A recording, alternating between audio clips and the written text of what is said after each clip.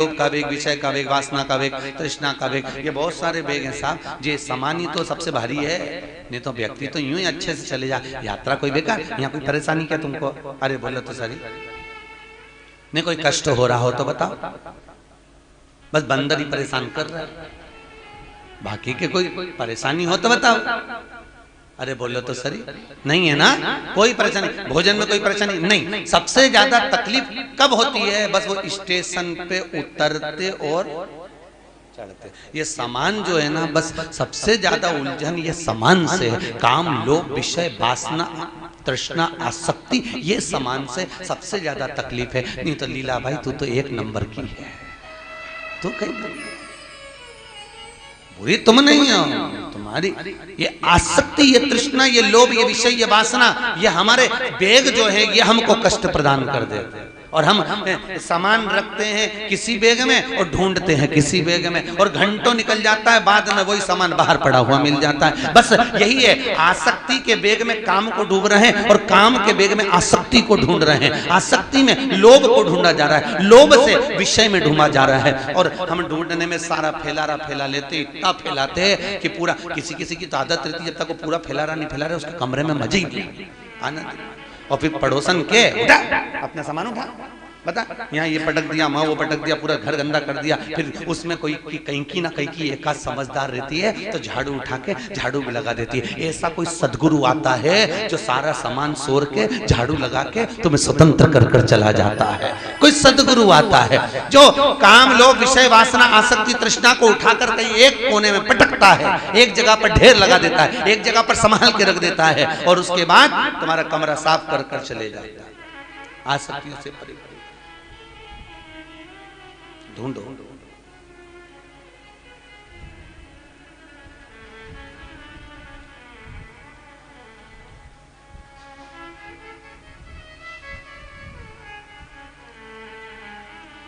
बस उस परमात्मा के चरणों की विनती। महाराज राजा बलि के दरवाजे पर कितनी पग? 3 पग। भाग्य देखना कितना किस्मत वाला है। कौन? राजा बलि। उसके भाग्य के बराबर दुनिया में किसी का भाग्य नहीं हो सकता साहब।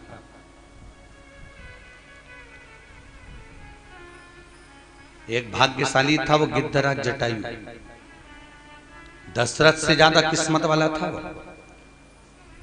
राजा दशरथ से ज्यादा किस्मत वाला गिद्धराज जटायु, भीष्म पितामह से ज्यादा किस्मत वाला वो गिद्धराज जटायु।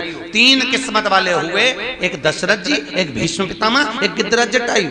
ये 3 किस्मत वाले। इनको किस्मत वाला क्यों कहा गया? क्योंकि दशरथ जी के घर में राम जन्मे, भीष्म पितामह ने भगवान कृष्ण का बचपन से लेकर जवानी तक का दर्शन करा, और गिद्धराज जटायु जिसने प्राण त्यागे तो राम की गोद में त्यागा। इन तीनों में सबसे ज्यादा प्रबल किस्मत वाला है तो गिद्धराज जटायु है। क्यों? क्योंकि दशरथ जी के घर में राम जन्मे, पर दशरथ जी के जब प्राण छूटे तब राम सामने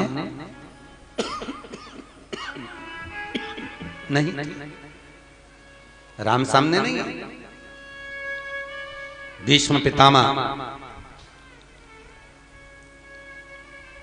जिसने भगवान कृष्ण का बचपन से लेकर जवानी तक का दर्शन किया, पर जब प्राणों को त्यागा तो कृष्ण सामने नहीं थे।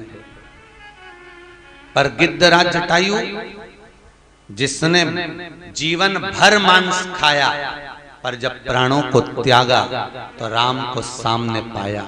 बस ऐसा ही हमारा जीवन हो। बचपन गया जाने दो, जवानी गई जाने दो, अधेड़ी गई जाने दो, पर बुढ़ापा मत बिगड़ने देना। बुढ़ापा आता है तो गवर्नमेंट भी रिटायर कर देता है, जाओ रे अब तो जिंदगी संवार लो। गवर्नमेंट भी रिटायर कर देती है। क्या कहती है? अभी तक तुमने जो कमाया वो परिवार के लिए, अभी तक तुमने जो किया वो तुम्हारे परिवार के लिए, अभी तक जो तुमने किया वो तुम्हारे कुटुंब के लिए। अब 60 के हो गए, 40 वर्ष तुम्हारे पास में दे रहे हैं, आधे से ज्यादा उम्र तुम्हारी खप गई, केवल 40 वर्ष। जाओ अब थोड़ा जाकर भगवान का भजन करना। अभी तक परिवार के लिए करा, अब अपने इस आत्म कल्याण के लिए करना। तो गवर्नमेंट भी रिटायर कर देती है, चले जाओ। अब जाओ। पर कई कई लोग ऐसे होते हैं कि रिटायरमेंट मिलने के बाद में भी दूसरी जॉब ढूंढते हैं। कई ऐसे होते हैं जो दूसरी जॉब ढूंढते हैं। हमारी यहाँ 2 बहन बैठी हुई है, उपाध्याय बहन और एक और वो बहन, दोनों। एक कह रही थी गुरुजी हमारे पति को डॉक्टरी से फुर्सत नहीं, हम कहते चलो। दूसरी बोली हमारे पति को नेतागिरी से फुर्सत नहीं, हम कहते चलो। अब सुने नहीं तो कहा करे। आप ऐसी कृपा करो ना गुरुजी, एक बार वो आए। हमारा तो निवेदन हर पल हर घड़ी हर क्षण, हम तो कल्लू जी महाराज से, सुखदेव जी महाराज से, ठाकुर जी से ये विनती करते हैं कि आप ऐसी जीवन भर अखंड सौभाग्य में रहो और जोड़े से कथा सुनते रहो। हम तो यही वर प्रदान करते हैं आपका जीवन।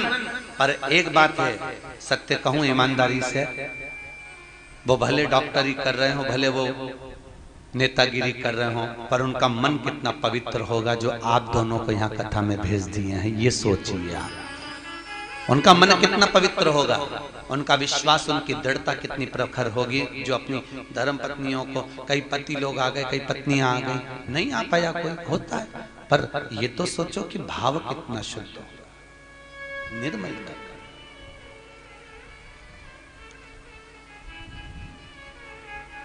और वो भाव,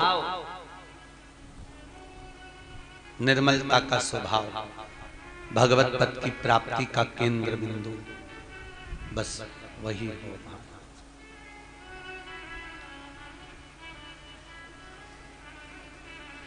भगवत तत्व की शरणागति का जो भाव है वो भक्ति का प्रतिबिंब है, भक्ति का। और भक्ति के प्रतिबिंब में भगवत तत्व की प्राप्ति का एक साधन।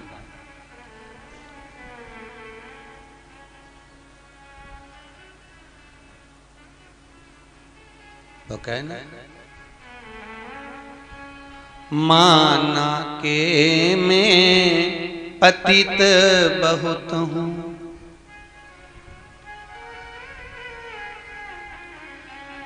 माना के मैं पतित बहुत हूं।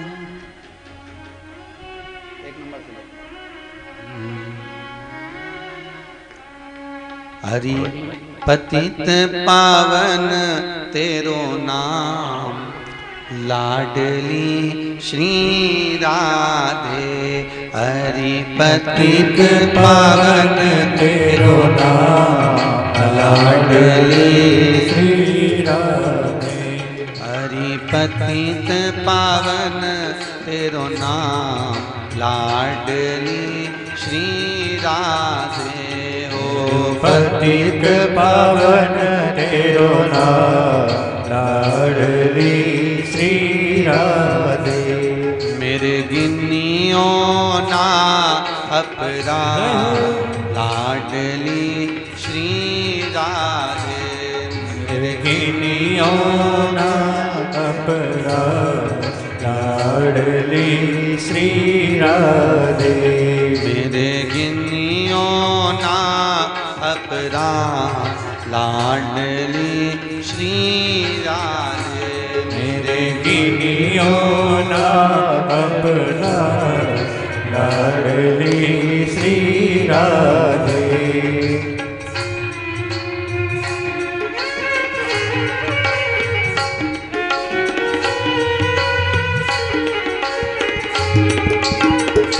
आओ सब बड़े आनंद।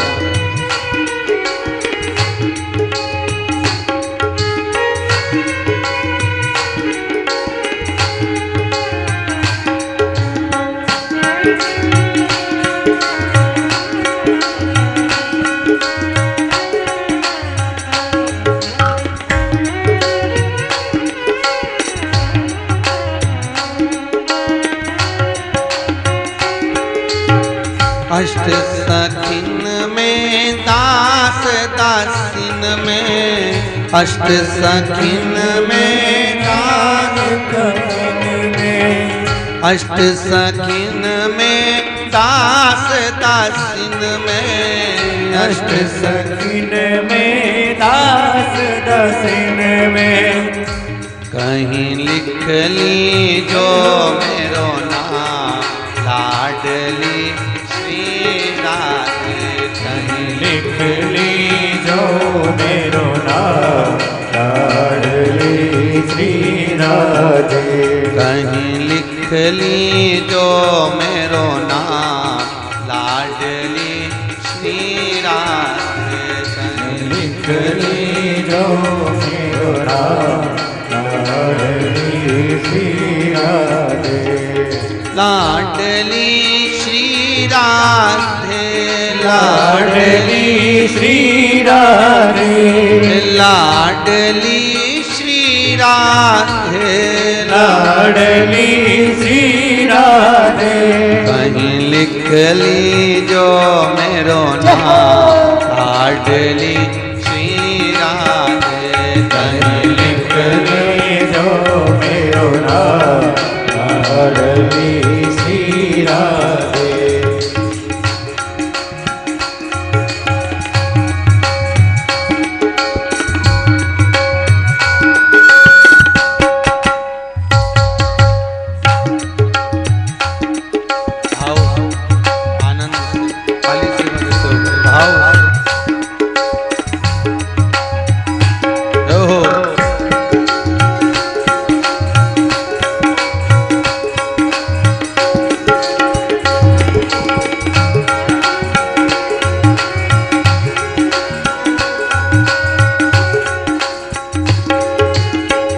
माना के मैं पतित बहुत हूँ। माना के मैं पतित बहुत हूँ। माना के मैं पतित बहुत हूँ।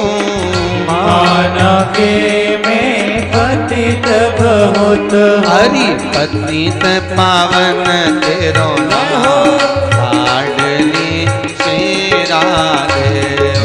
पतित पावन तेरो नाम लाडली श्री राधे। मेरे गिनियो ना अपराध लाडली श्री राधे। मेरे गिनियो ना अपराध लाडली श्री राधे। मेरे गिनियो ना अपराध लाडली श्री राधे। लाडली श्री राधे। जय जय श्री राधे। मानना क्रम कुछ भी हो पर निर्मल भाव भगवान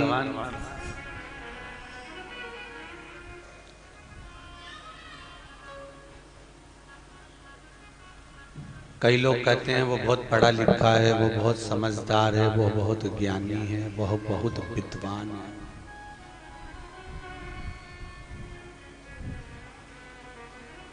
पर दुनिया में सबसे ज्यादा अगर कोई पढ़ा लिखा है, ना जाने कौन कौन से कॉलेज में पढ़े हों,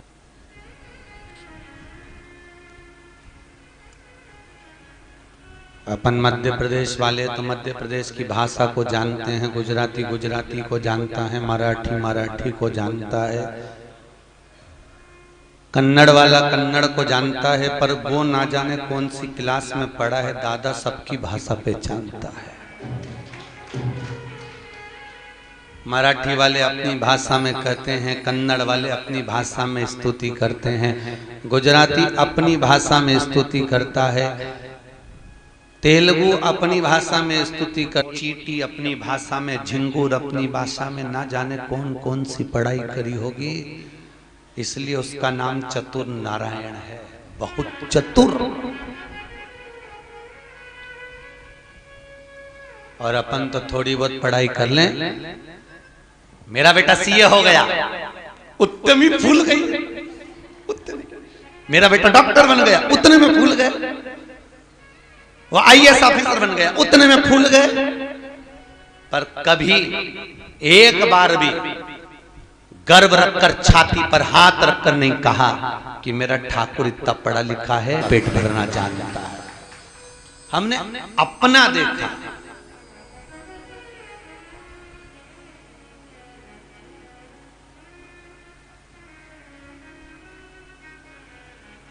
आप बच्चों को पढ़ा सकते हो, लिखा सकते हो, विद्वान बना सकते हो, पर उसका भाग्य नहीं बना सकते। बना सकते हो क्या? भाग्य, एक माँ बाप, एक पिता अपनी बेटी का विवाह अच्छी जगह करना चाहता है, खूब धनपति क्या, करोड़पति क्या। एक पत्नी ने अपने पति से कहा, सुनो तुम दुनिया भर में इतना दान पुण्य करते रहते हो, तुम्हारी बेटी इतनी दुखी है, उसको क्यों नहीं कुछ देते? पति बोला, नहीं दूंगा। क्यों नहीं देना चाहते? उसकी किस्मत बेकार है। ओहो, अब पत्नी तो पत्नी ने पति से कहा, तुम दूसरे की किस्मत, तुम कह रहे हो उसकी किस्मत बुरी है, तो क्या तुम भाग्य लिखना जानते हो क्या? पति बोला, मैंने सब मालूम है, उसका भाग्य अच्छा नहीं, अगर भाग्य अच्छा होता तो 2 रोटी अच्छे प्रेम से खा सकती थी, पर उसकी किस्मत में तो मैं क्या करूं? मैंने तो अच्छा ही देखा था ना, दूंगी। पति ने कहा, दे दे, तू मां है, दे सकती है, दे दे। जमाई साहब को एक डब्बा पकड़ा कर का डब्बा देकर के, जमाई साहब मेरी बेटी को दे देना और कह देना तेरी माँ ने लड्डू भेजे हैं दिल्ली के, अगर ऐसे सोना चांदी दूंगी तो जमाई को लगेगा कि मुझे भिखारी समझ रही है, लड्डू दे। जमाई चला, चलते चलते उसको रास्ते में याद आया कि बच्चों की स्कूल की फीस जमा करना है, पैसा है नहीं, क्या करे? हलवाई की दुकान पर गया कि भैया ये लड्डू खरीद लीजिए और थोड़ा सा पैसा दे दीजिए। उसने 500 रुपए में लड्डू भेज दिए, पैसे लाकर फीस के जमा कर दिए। जमा करा, शाम को सेठ जी घर जा रहे थे, उनको लगा आज मेरी शादी की सालगिरह है, पत्नी को लड्डू बड़े प्रिय हैं, दिल्ली के लड्डू बाजार से ले लूं। बाजार से लड्डू लिए, 700 रुपए के लड्डू लेकर घर गए। पत्नी को जो खिलाया उसमें से सोने के सिक्के निकले, तो पत्नी ने माथा ठोक कर कहा, बिल्कुल सत्य कहते थे, भाग्य में नहीं होगा नहीं मिलेगा, भाग्य में होगा तो वो दौड़ कर भी आएगा, प्राप्त होगा। भाग्य बनाने वाला तो वो बैठा है, वो भाग्य बनाता है।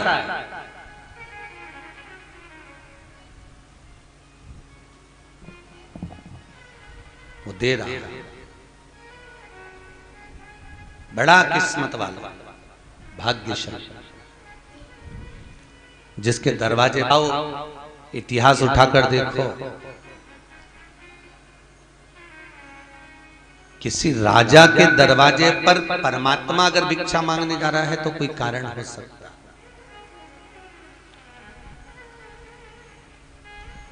स्कंद पुराण कहती है कि पुराने समय का ये राजा बलि एक जुआरी था। कौन था ये? जुआरी, जुआ खेलने वाला, हमेशा हारता था। एक ब्राह्मण के घर पर गया, चोरी कर लाया छत्र कमंडल पादुका और एक आसन, जुए में लगा दिया, आज जीत गया। चोरों ने विचार करा, रोज तो हारता है, आज भी हारेगा। उन्होंने सबरी जायदाद लगा दी और आज जीत गया, करोड़पति बन गया, धनपति, खूब संपदा आ गई। और आप सबको मालूम है, जब व्यक्ति के पास में धन आता है उसके 3 मित्र बन जाते हैं धन आते से। पहला ताली, दूसरा थाली, तीसरा प्याली।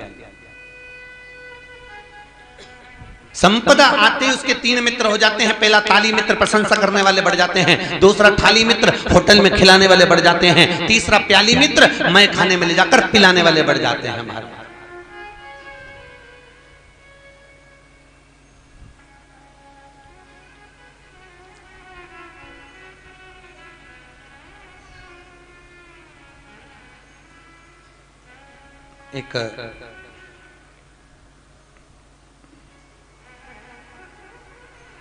एक बार हम इंदौर जा रहे थे कथा करने के लिए, तो सोनकच्छ में बाईपास से रास्ता है ना, बाहर से गाड़ी चली जाती है, वहां पर बहुत सारे ढाबे और होटल बने। वहां ड्राइवर को चाय पीने के लिए रुका, उसी के सम्मुख में कहीं मदिरा की दुकान थी, आपने देखी होगी जाते जाते। इधर होटल है, इधर मदिरा की दुकान थी। 2-3 लोग पहचान गए, आए, जय श्री कृष्णा करा। कहाँ जा रहे हो गुरुजी? हमने कहा इंदौर। कहा गुरुजी तो सामने मदिरा की दुकान देखी है। हमने कहा दिख रही है, उस पर कुछ साधु का चोला पहने हुए बाबा उन थे जो मांगते थे और वहां मदिरा की दुकान पे खड़े थे, कुछ ले रहे थे। अब आप क्या कहोगे? हमने कहा कहना क्या है? तो क्या ये देखकर क्या कहोगे? हमने कहा कहना क्या है ये बताओ। तो क्या ऐसे लोग, तो हमने कहा ये चोला भले संत का पहने हैं, ये चोला भले साधु का पहने हैं, पर ये भीतर से साधु नहीं है।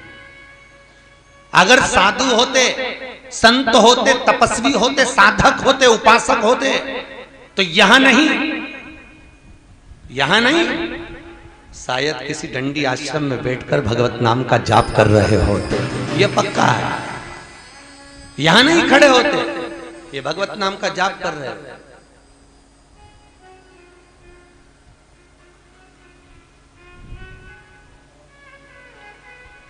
महाराज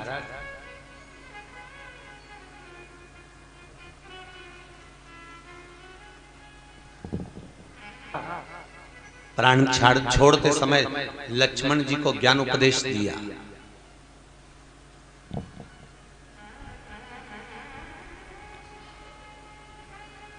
कौन सा ज्ञान उपदेश दिया था? मरते समय रावण ने लक्ष्मण को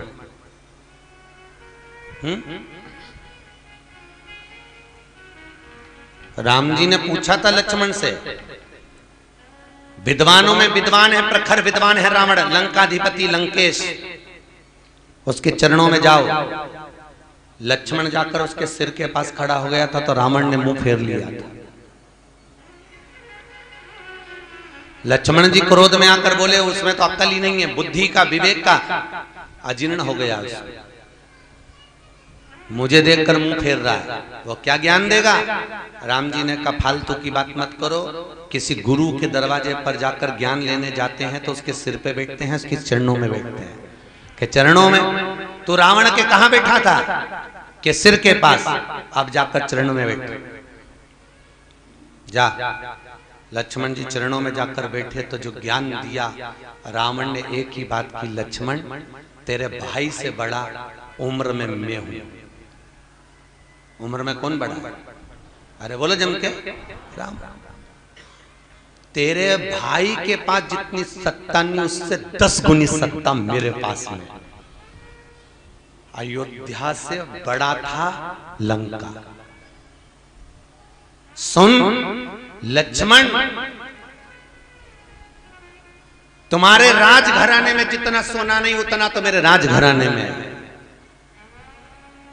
और सुन, राम से ज्यादा विद्वान हूं मैं। सत्य की गलत है, विद्वानों में भी मैं विद्वान हूं।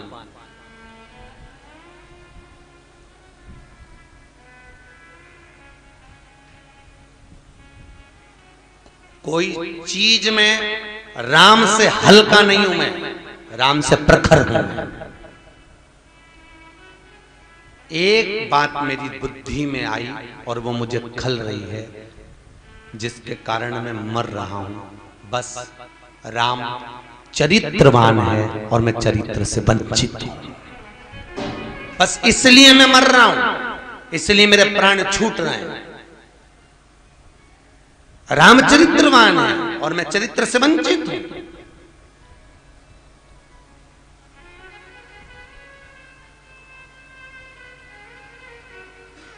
शायद अगर मैं चरित्रवान होता तो आज मैं यहां पड़ा ना होता।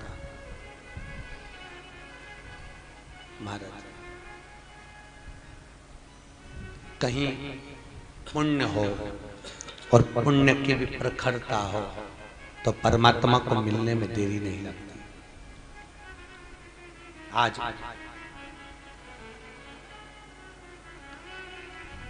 धन बढ़ता है, 3 मित्र बढ़ जाते हैं, ताली, थाली, प्याली।